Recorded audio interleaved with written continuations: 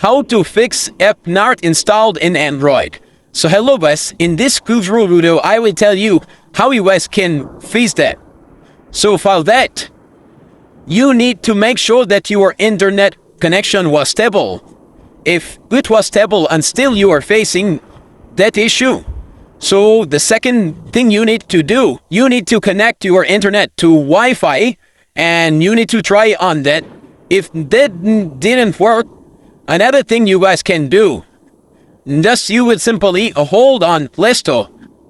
After that, you will see browse option also I with gold circle. So you need to simply click on that. After that, you will see open full stop visible. So you need to simply click on visible and you need to disable Play Store. Once you disable, you need to click again on enable. And once you do that, after that, you need to click on storage use and you need to clear data and also clear the cache. Once you do that, after that you need to open again Play Store and you need to sign in, and once you sign in, your problem will be fixed.